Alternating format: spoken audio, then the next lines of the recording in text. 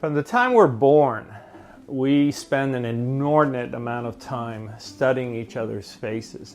As babies, we can recognize that big smile that we see of that caring mother looking down on us and so forth. But we're confronted with many variants of that. Just take a look at these. All examples of smiles. Some come to us, they're very genuine. Some are a little reserved. Some are a little nervous. They're all smiles. But what are they communicating? My name's Joe Navarro, and for 25 years, I was a spy catcher for the FBI. You may be familiar with my previous video. I talked about body language. There's just no Pinocchio effect.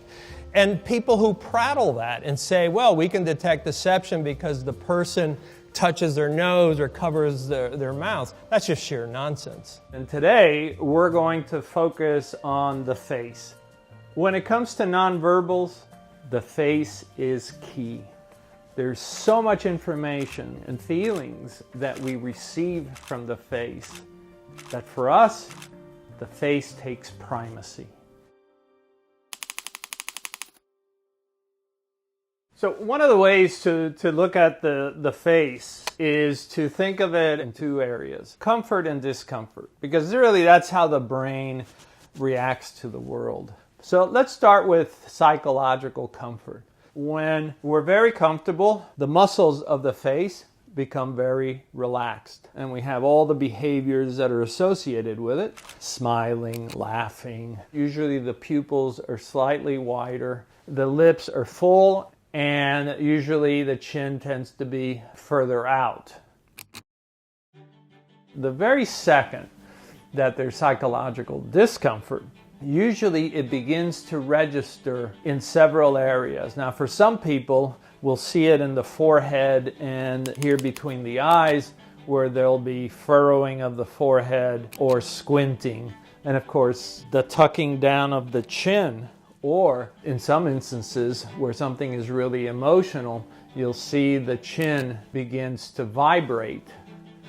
Covering of the eyes also is a display of psychological discomfort. So our faces, what we feel in that moment, is immediately displayed by our nonverbals. And the easiest way to look at it is that behavior consistent with comfort, or is it consistent with discomfort? One of the questions that I'm often asked is, how do we read each other? How do we read each other's faces?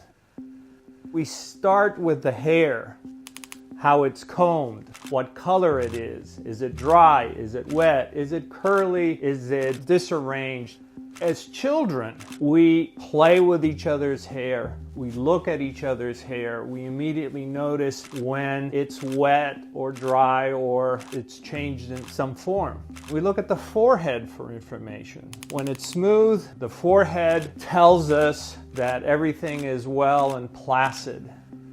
When it's furrowed, we begin to notice that perhaps there's some sort of discomfort. The eyebrows. You know, the arching of the eyebrows is our exclamation point. Doing that eyebrow flash when we see someone we recognize and we go, hey, how are you? The glabella, this little area between the eyes. Someone says something we don't like, and we might squint at them and look at them askance. The nose. Do we wrinkle our nose upward? We do that bunny nose. At about 3 months of age, babies are already doing this when they don't like something they're being offered. And then there's the lips, which convey so much information. Maybe as often as the eyes, I'm asked about smiles. We have the social smile, the interested smile, the curious smile. We have little secretive smiles that we might give to someone that we're interested in. There is so much to our mouths. It's so expressive. But starting at a very young age, we're already focusing on these things. You may not notice, for instance, the pupils, whether they're wide or narrowed, but subconsciously your brain is assessing this information. There's just so much there. So we never stop communicating with our faces. It is something that is always telegraphing our emotions and our sentiments, and sometimes even our desires. One of the things that was startling to me when studying faces was what I had been picking up for decades. When I look back on The Lone Ranger, watching the movies of Zorro, or even Batman and Robin, one of the things you notice is all these good guys were wearing masks that covered the eyes, but the bad guys always covered their mouths. So the bank robbers would wear a bandana and then just pull it over their faces. Undoubtedly, we are being affected by the fact that we cannot see the full face.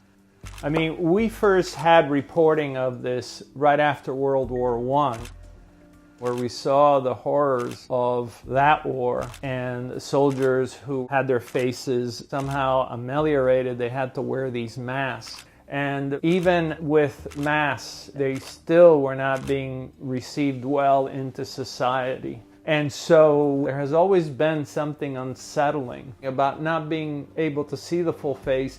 And I think it has to do with the fact that we get so much information from there.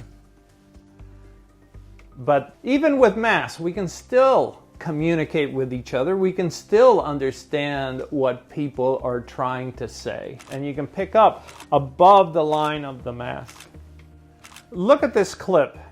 Notice that even though they're wearing a mask, we can still see the emotions behind that mask. We can still decode that face. Now, obviously, you're not going to see lip compression, but with some people, you really see it both in the forehead and in the glabella region of the eyes, and then, of course, in the orbits of the eyes, there's a lot of squinting. So for some people, it doesn't matter that you can't see their mouth. You'll certainly see it in their face. But, you know, the rest of the body is transmitting information. If we can't see the full face, where can we go? The neck, the shoulders, right? The hands, the fingers, the thumbs in particular, right? So when we emphasize, the fingers are wide. When we lack emphasis, our fingers come together. Even our feet communicate sentiments. So we have to redirect where we're getting information, but always remember that from the time we're born, we're looking at the face for that information. We just have to be patient with ourselves and know that there's still information out there. We may just have to get it from other parts of the body. A lot of us now are doing these video conferences, Zoom, Google Meets, and so forth. And the visual range has changed completely, because now we're only seeing maybe from the chest up, maybe we're only seeing the face. One of the things we know is that in face-to-face meetings, this tends to be on a subconscious level very aggressive. So directly looking at another person, as I am now, directly looking at the lens, is actually creating discomfort, that we actually get greater comfort when we turn slightly. It makes the other person relax. And one of the mistakes that I'm finding on Zoom calls and Google Meets and other environments is this very direct, intense look at the lens. So one of the things that you can try next time you're on a video call is angle yourself and see if you find that more comfortable. See if it's more relaxed. See if in doing that behavior that the other person then does the same thing. They feel a little bit more relaxed. Maybe they lean back a little bit more. One of the things that I teach is that synchrony is harmony. So the more that I can get the other party to relax, to mirror my behaviors, the more I know that we are in synchrony. And that's powerful because we are both engaging each other at a conscious and at a subconscious level. So about 30 years ago, while still working for the FBI and conducting thousands of interviews, I began to notice that there were times when I would look at a face and there was just something odd about it. I couldn't quite pinpoint what I was seeing. And so I began to think about the concept of chirality. And chirality usually in chemistry means that when you fold something over, it looks like it's going to fold over perfectly, but in fact, it doesn't. And that's what I found with faces. Sometimes when someone presents in a way that they're difficult to interpret, it's because their faces are actually showing two emotions, one on the left and one on the right. And if you divide the face in half and just cover one half of the face, you'll be able to more clearly see what that specific emotion is. Take a look at these photographs. Now, these photographs are taken during emotionally charged moments. And when you first see the face, you may look at it and say, well, there's something going on there. But it's not till you cover perfectly one half and then cover the other half that you begin to see the real gross differences.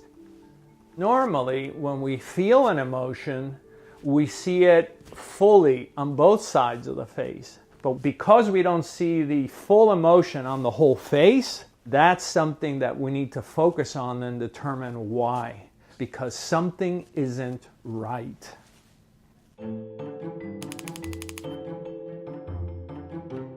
Why do we focus so much on the face? We focus on the face because of necessity.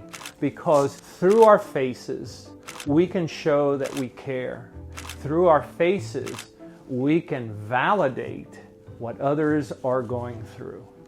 And so, by studying the faces of others, we gain understanding about ourselves, realizing that our body language will affect others positively. And that's why we study nonverbals. We study nonverbals because it benefits us, but it also benefits others.